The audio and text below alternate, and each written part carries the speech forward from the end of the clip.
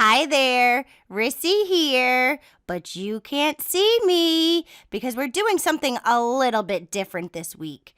As you know, I've been working with Audubon Naturalist Society on a new partnership where I read books about the environment and then Gina does an activity, and it's so fun. And what makes this week even more special is that we are actually doing something that we are promoting. We are recycling. I'm actually going to share with you a book that I read earlier last year, and we're going to reread it again, and then Gina's going to ask you some questions about the book and do an activity. Super fun!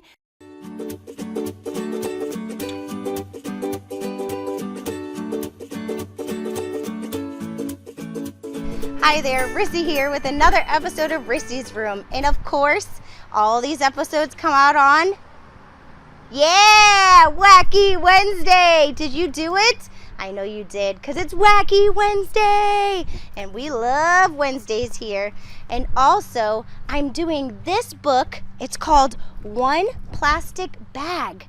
It's about Aissatou Ceesay and the recycling women of the Gambia. This book was written by Miranda Paul, and at the back of the book there's an author's note, so I'll make sure I add that so you can read more.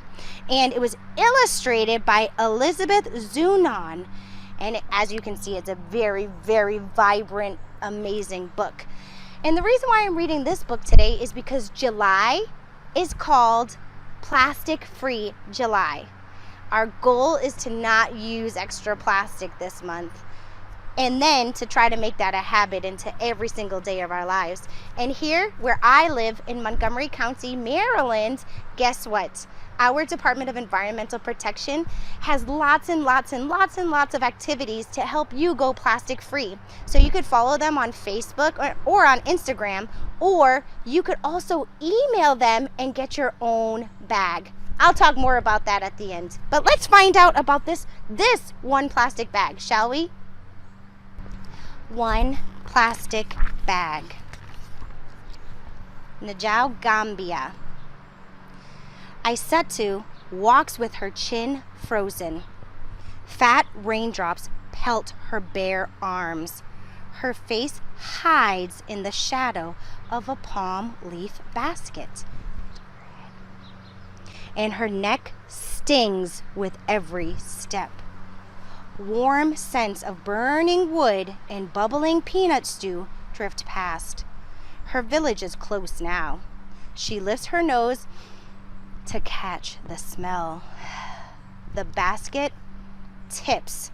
One fruit tumbles, then two, then 10. The basket breaks, and Aissatou kicks the dirt. Whew, something silky dances past her eyes, softening her anger. It moves like a flag, flapping in the winds, and settles under a tamarind tree.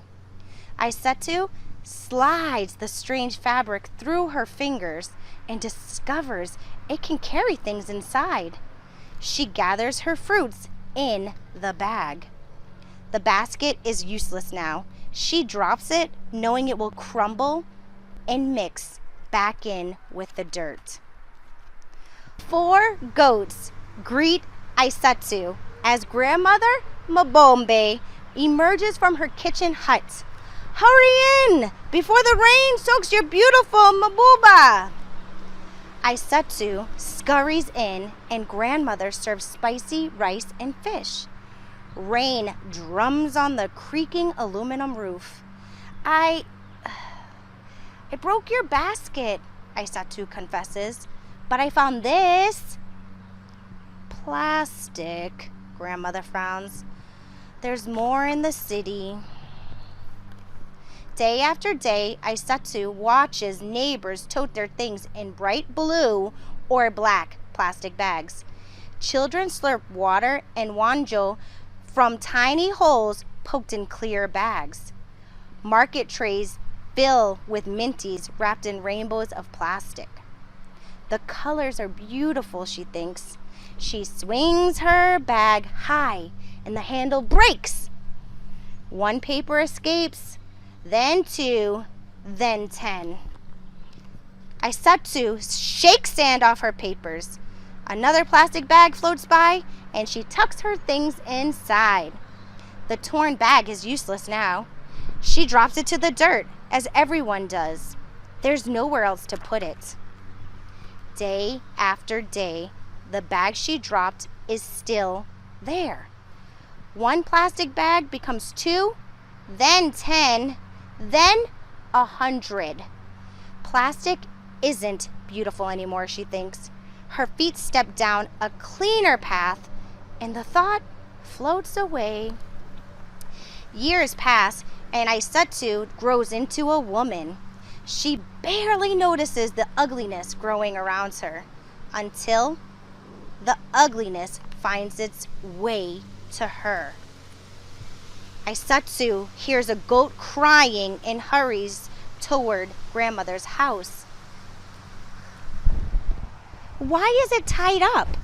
Where are the other goats? Inside, the butcher is speaking in a low voice. Many goats have been eating these, he says. The bags twist around their insides and animals cannot survive. Now 3 of your goats and so many other goats in the village have died. Grandmother Mabobe's powerful shoulders sag. Aisatsu must be strong and do something. But what? Aisatsu's feet lead her to the old, ugly road. A pile of garbage stands as wide as grandmother's cooking hut. Mosquitoes swarm near dirty pools of water alongside the pile. Smoke from burning plastic stings her nose. Ugh! Her feet back away. Goats scamper past. They forage through the trash for food. Her feet stop.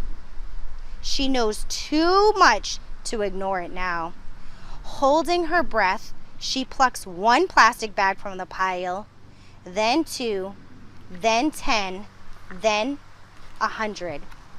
What can we do? Aisatsu asks her friends. Let's wash them, says Fatim, pulling out Omo soap. Maram grabs a bucket, and Incha fetches water from the well. Peggy finds clothespins, and they clip the wash bags on the line. As the bags dry, Aisatsu watches her sister crochet. Can you teach me?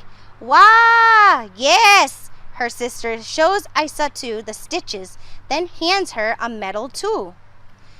Aisatsu's fingers busy themselves. In, out, around.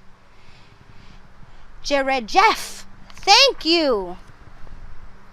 Aisatsu finds a broomstick and carves her own tool from its wood.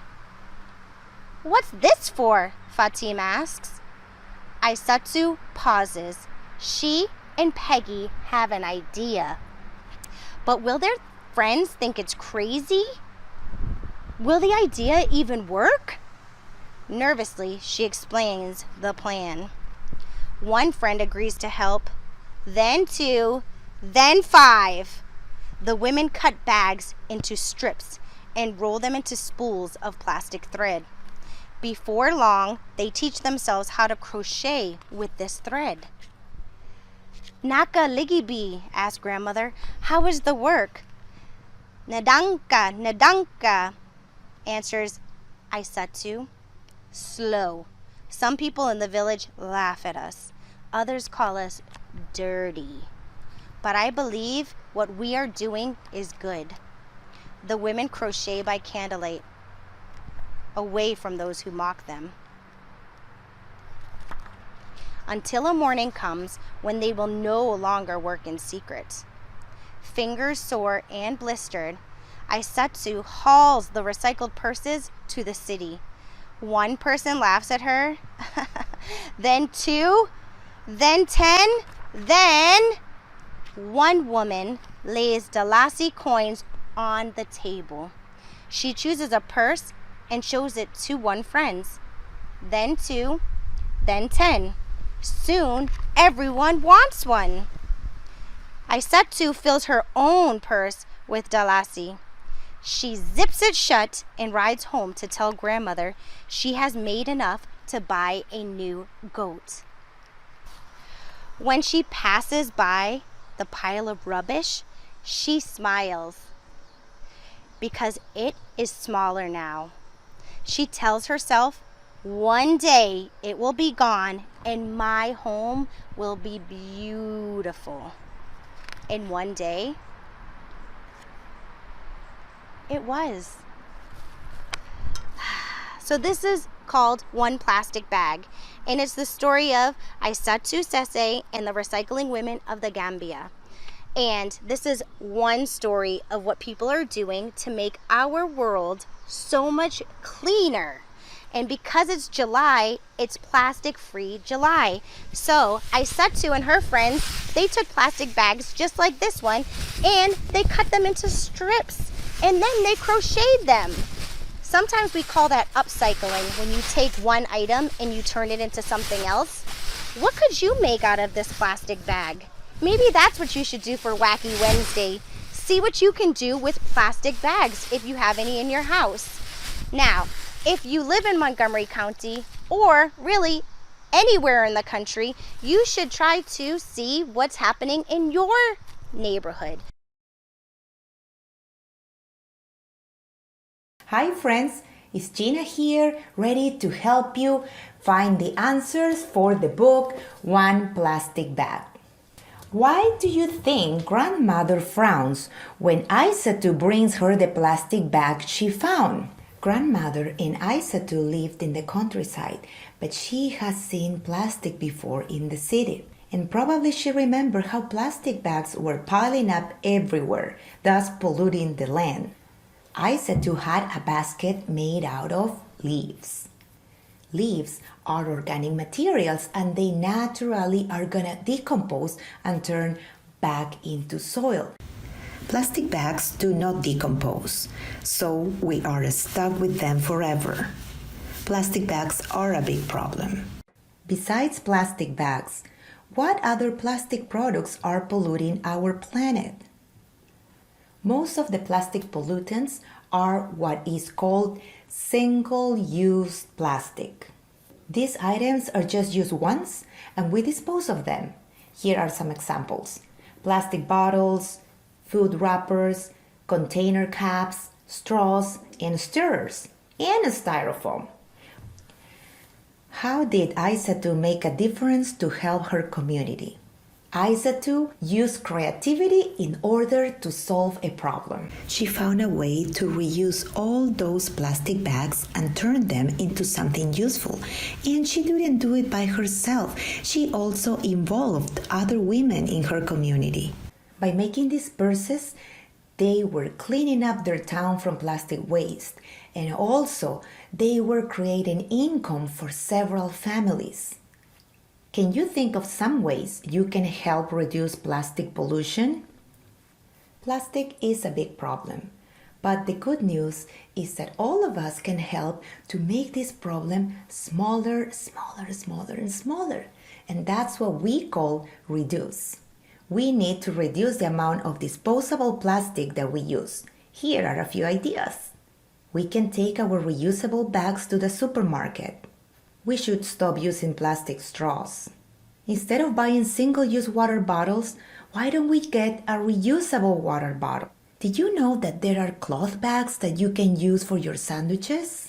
Now that we have answered the questions, let's do our activity for today. Let's reuse a metal can and turn it into a nice pencil holder. For this craft, you will need a metal can, yarn of any color you like, a pair of scissors, glue, and decorations for your pencil holder.